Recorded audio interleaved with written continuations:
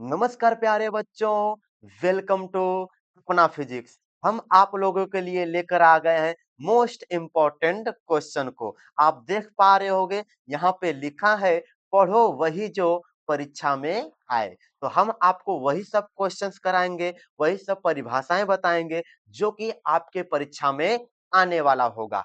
ठीक है, आप देख पा रहे होंगे ये क्लास 12th का टॉपिक है। चैप्टर नंबर फर्स्ट का टॉपिक आज सिखाएंगे वैद्युत आवेश तथा क्षेत्र है। महत्वपूर्ण प्रश्न लेकर आ गए हैं, अच्छे से तैयार कर लेना।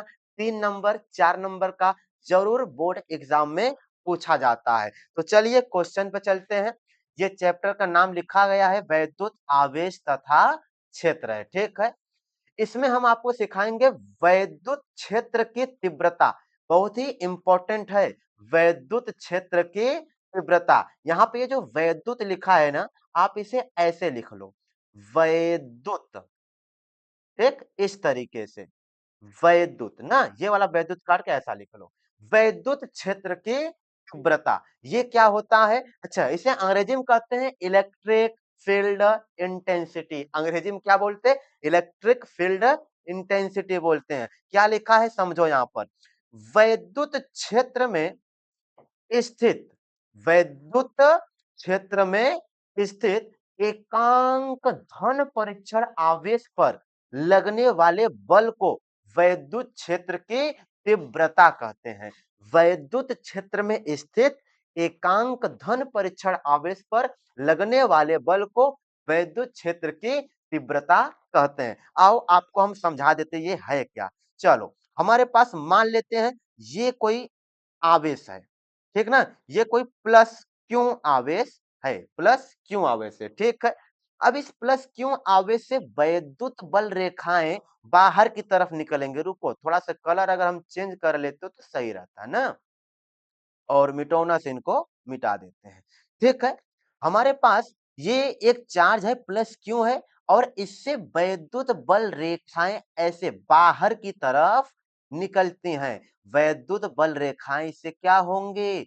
बाहर की तरफ ऐसे वैद्युत बल रेखाएं निकलेंगे। ठीक है, ऐसे ऐसे निकलते हुए अनंत तक माना जाता है, ऐसा कि अनंत तक वैद्युत बल रेखाएं जाएंगी। इस वैद्युत क्षेत्र में जब किसी धन परीक्षण आवेश को लाया जाता है, किसको?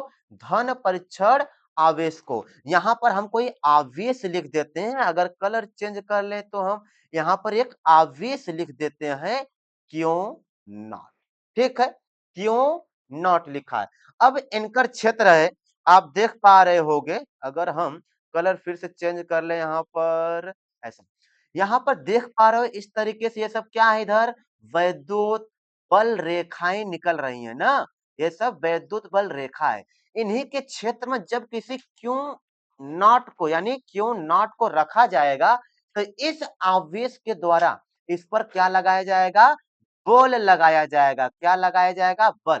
ये आवेश इस आवेश को इधर धक्का देना चाहेगा, तो एकांक धन परीक्षण आवेश पर, एकांक धन परीक्षण आवेश पर इस आवेश के द्वारा जो बल लगाया गया है, इसी बल को बोला जाता है वैद्युत क्षेत्र की तीव्रता बोला जाता है। ठीक है, फिर से समझ लो, ये कोई एक आवेश था, ये आवेश था, इस आवेश के द्वारा इस पर बल लगाया जा रहा है। ये कैसा आवेश है?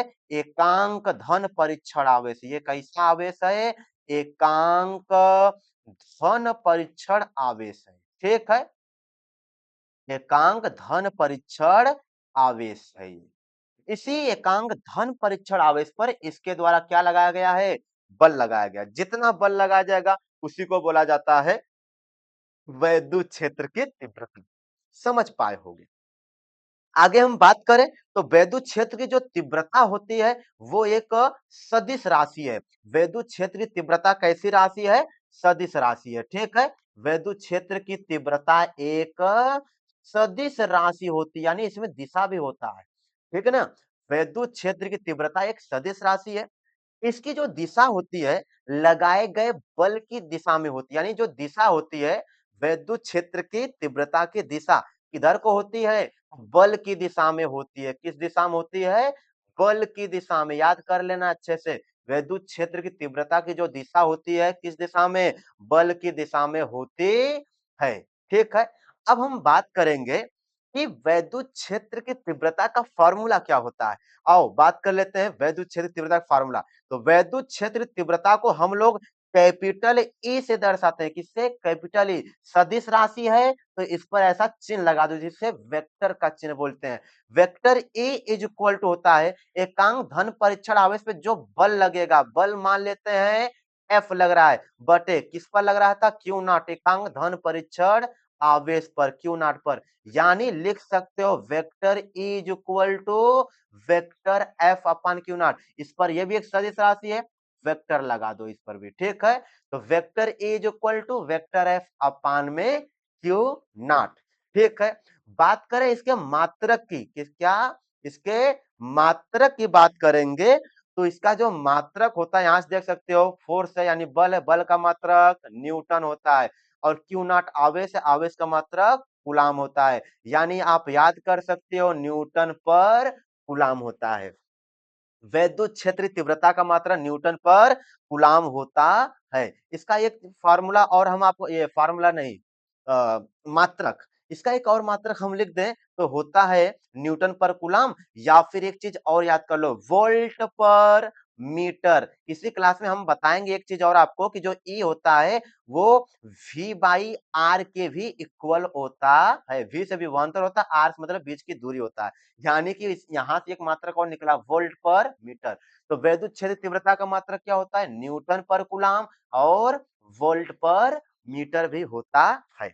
आई होप कि आप वैद्युत क्षेत्र की तीव्रता समझ पाए होगे, वो भी बहुत अच्छे तरीके से, कि एकांक धन परीक्षण आवेश रहेगा, वैद्युत क्षेत्र में रखा रहेगा तो उस पर बल लगेगा। जितना बल लगता है किस पर? एकांक धन परीक्षण आवेश पर।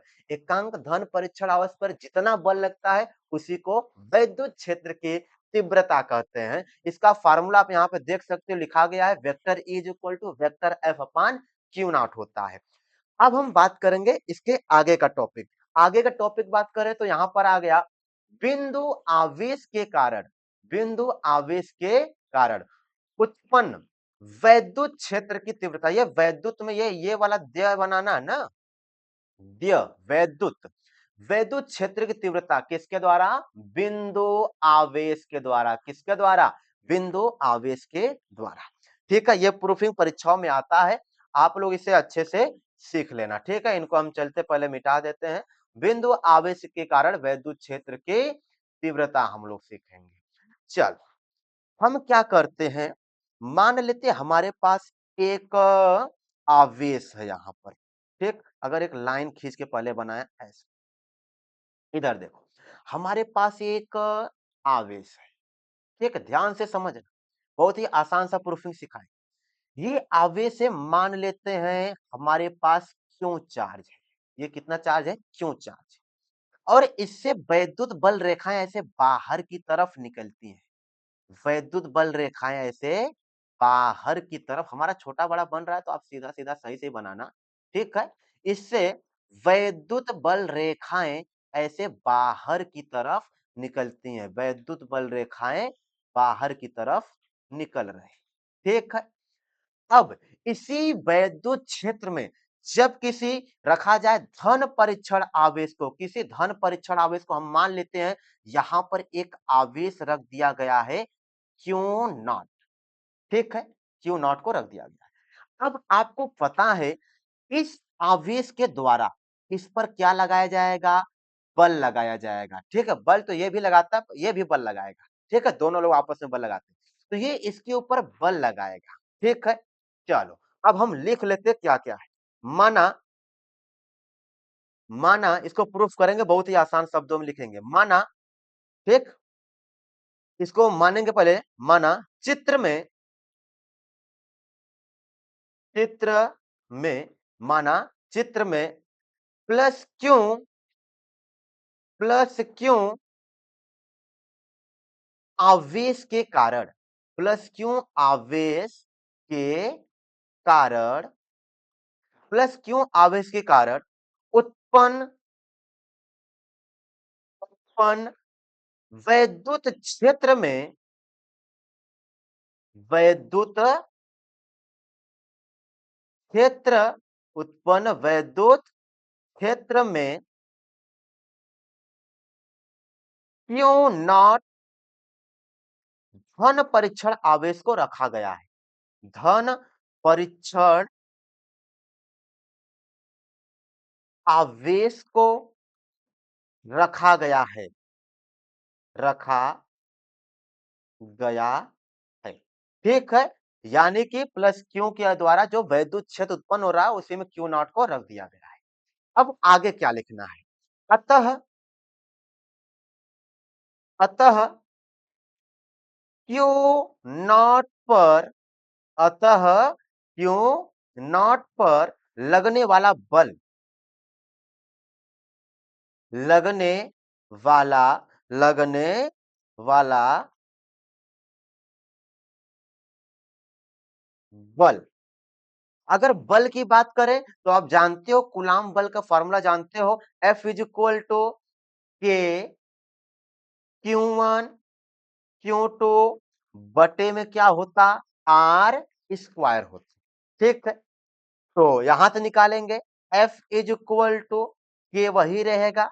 अब बात करें Q1 की जगह पे यहाँ पे हम क्यू रख देते हैं प्लस क्यू चार्ज को, तो क्यू इंटू Q2 की जगह पे हम क्या रखेंगे क्यू नॉट को रख देंगे। क्यू नॉट बटे में हम मान लेते दोनों आवेशों के बीच की दूरी कितना है आर है।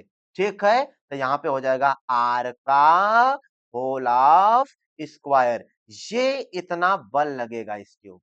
ठीक है, इतना बल लगेगा। अब आते हैं आगे हम।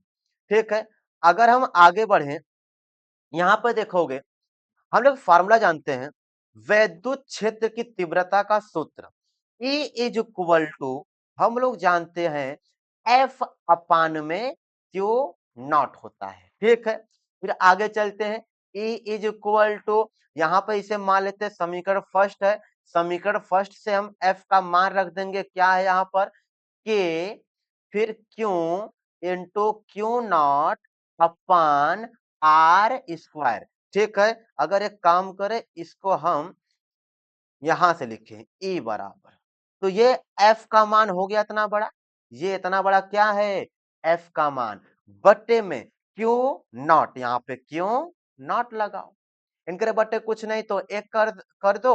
E इज इक्वल टू लिखोगे के क्यू इंटू क्यू नॉट बटे में आर स्क्वायर, मल्टीप्लाई ये ऊपर चल जाएगा तो एक बटे में क्यू नॉट हो जाएगा। ठीक है बाबू, आओ आगे बढ़ते हैं। आगे अगर हम चले तो देखोगे आप ये वाला क्यू नॉट इस क्यू नॉट से कैंसिल हो जाएगा और यहाँ पे हमें मिलेगा E इज इक्वल टू के क्यों बटे में आर स्क्वायर, के क्यों बटे में आर स्क्वायर बचेगा। ठीक है, इसको हम बॉक्स में बंद कर देते हैं। ठीक, अच्छा इज इक्वल टू के क्यों बटे में आर स्क्वायर। ठीक है, तो बिंदु आवेश के कारण याद रख लो, बिंदु आवेश के कारण आर दूरी पर वैद्युत क्षेत्र की तीव्रता का फार्मूला आता है के क्यू बट्टे में आर स्क्वायर। ठीक है, तो आज की क्लास में हमें बिंदु आवेश के कारण उत्पन्न वैद्युत क्षेत्र की तीव्रता सिखाना था, वैद्युत क्षेत्र तीव्रता होता क्या ये सिखाना था। ठीक है, आई होप कि अब आप इसे सीख गए होंगे। ठीक है, अब आपको फिजिक्स से केमिस्ट्री या मैथ से रिलेटेड कोई भी क्वेश्चंस या मतलब उसका सॉल्यूशन चाहिए आपको या कोई टॉपिक ना आ रहा हो, आप कमेंट में लिख सकते हो, हम आपके लिए वो सॉल्यूशन या फिर वैसा वीडियो जरूर लेकर आएंगे। चलो मिलते हैं नेक्स्ट क्लास में, तब तक के लिए पढ़ाई करते रहें। ऑल दी वेरी बेस्ट बच्चों।